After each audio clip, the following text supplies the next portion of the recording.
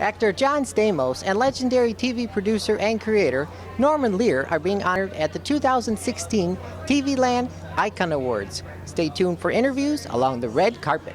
When you're doing well in Hollywood, everybody, hey Johnny, hey baby, and you go through a rough spot or two and they vanish. And who's left? Like these people that are here today, the Beach Boys, Gary Marshall, my real family, my Full House family, and that's what it's about for me today. It is a testimonial that you're a good guy, that people will be willing to show up at Sunday at an airport and find informal clothes. Yeah, well, not everybody showed up, and I got their names and numbers.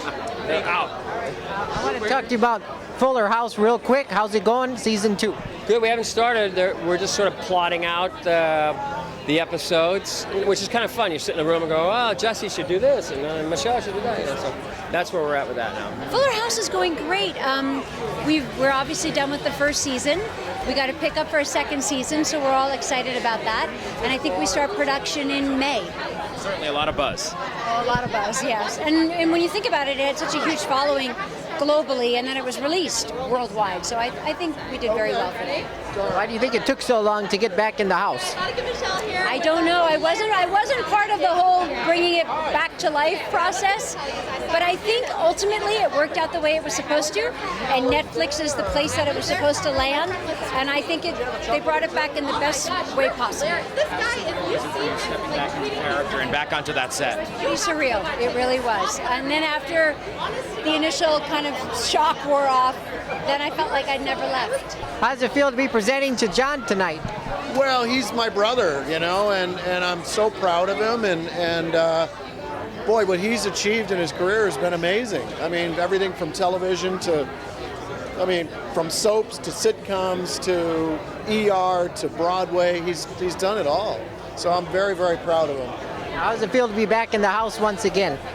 It was a little surreal that first day, but the transition was almost seamless. I mean, we all just popped right back into our characters. It was as if no time had passed at all. It was really great. What was your favorite part of the set to revisit? I mean, I know it's not exactly the same, but to be sitting in the living room or the kitchen, or... Well, back in the day, the original Full House, we would sit on the couch and we would sit and talk, and so we all ended up just kind of finding our places back on the couch again. I'm very happy to be acknowledging the wide range of talents of Norman Lear and how he changed the conversation for America by taking all that stuff that we made us afraid of each other, the race stuff, the class stuff, and he put it up on the television screen and made us laugh at it.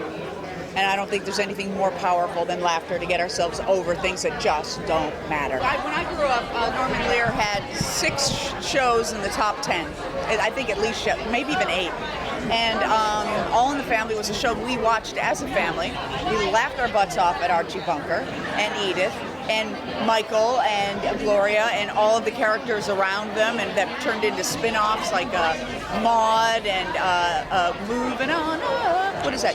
Jefferson's, Good Times. I don't think that was spin-off. But anyway, these were shows that changed the conversation in America, and I was lucky enough to be coming of age as these shows were on the air. And so did they influence your comedy style? Probably. They probably did. I can't say how, but I'm sure, because I laughed my ass off. So I found his work very funny, and it was a joy to not only meet him, but to become his friend. And I'm toasting him tonight, and I'm very honored. Amber Riley and myself are doing a little tribute. We're doing the theme songs to Maude. We're doing the Jeffersons, doing Good Times. It's going to be a phenomenal moment at the end of the show. I'm really excited to be a part of it. Yeah, we're at the TV Land Icon Awards. You must be stoked. I'm very stoked. I mean, some of these shows, especially the Norman Lear shows that we're honoring, I grew up watching. So it's very surreal for me to get to be here. Congrats on winning The Voice. Thank you very much. Very excited. I actually get to go back and see those guys. Do a quick appearance on The Voice on Wednesday to promote I've got a new album coming out on Friday, so I'm going back to just let them know and say hi to everybody. I haven't seen them in a little while. You must be pretty excited for John.